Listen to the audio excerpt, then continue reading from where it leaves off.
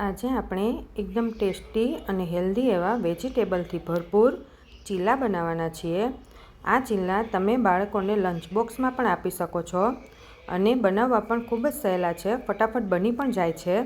તો ચાલો કેવી રીતે બનાવવા એ જોઈ લઈએ। તો એના માટે અહીંયા મેં થોડા વેજીટેબલ્સ લીધા છે। આપણે તેને ચોપરમાં ચોપ કરી લેવાના છીએ। તમે હાથેથી પણ એકદમ ઝીણું કટિંગ કરી શકો છો, પણ સવારે આપણે લંચ બોક્સ બનાવવો હોય, ઉતાવળ હોય, એટલે આ રીતે વેજીટેબલ્સ ઝીણું એકદમ સરસ કટ પણ થઈ જાય છે અને ફટાફટ થઈ પણ જાય છે। તો આપણે તેને ચોપરમાં એડ કરી દીધું છે। મેં અહીંયા કેપ્સિકમ, ગાજર, કોબીજ અને થોડો સ્વીટકોર્ન લીધું છે। તમે તમને પસંદ હોય એ પ્રમાણે વેજીટેબલ્સ લઈ શકો છો। અહીંયા તમે ઝીણું સમારીને કાંદો પણ એડ કરી શકો છો। 1 કપ જેટલા બાફેલા રાઈસ છે, તમે વધેલા રાઈસ હોય એ પણ લઈ શકો છો। પછી આપણે જે વેજીટેબલ્સ કટ કરીને રાખ્યું હતું એ એડ કરી દેવાનું અને જે થોડી દૂધી લીધી છે તેને આપણે આ રીતે છીણીને એડ કરી દઈએ। પછી આપણે તેમાં 4 થી 5 ચમચી જેટલા બેસન એડ કરવાનું છે।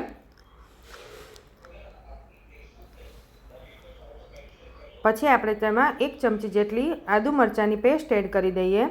તમે લસણ ખાતા હોય તો સાથે લસણની પેસ્ટ પણ એડ કરી દેવાની।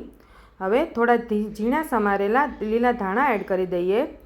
સ્વાદ પ્રમાણે મીઠું, 1 ચમચી જેટલું ધાણા જીરું, અડધી ચમચી જેટલું હળદર એડ કરી દઈએ। 1 લીંબુનો રસ એડ કરી દેવાનો છે।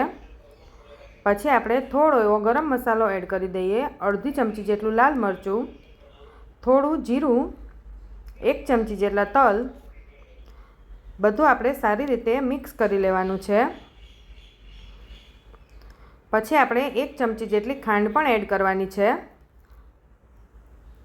સારી રીતે મિક્સ થઈ ગયું છે। હવે 1 ચમચી જેટલી ખાંડ એડ કરી છે। ખાંડ તમારે ન એડ કરવી હોય તો પણ ચાલે।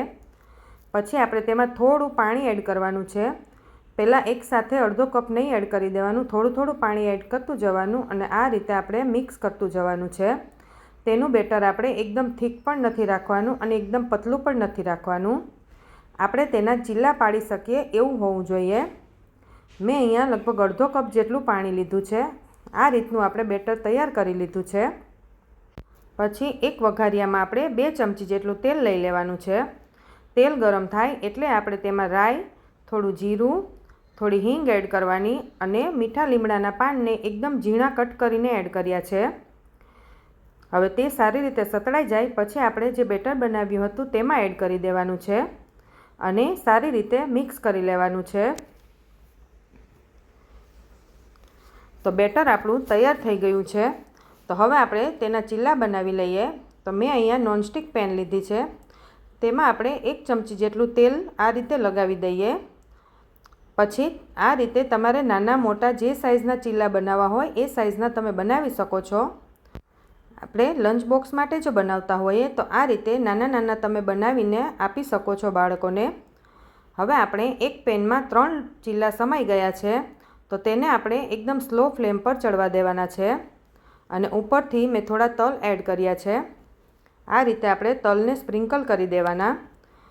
હવે આપણે બંને સાઈડ ગોલ્ડન બ્રાઉન થાય ત્યાં સુધી શેકી લેવાના છે। આ ચીલા ખાવામાં તો ટેસ્ટી લાગે છે પણ હેલ્થ માટે પણ ખૂબ જ સારા છે।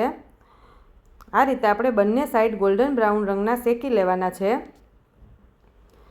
લગભગ 5 થી 7 મિનિટ પછી જોઈએ તો ચીલા આપણા તૈયાર થઈ ગયા છે।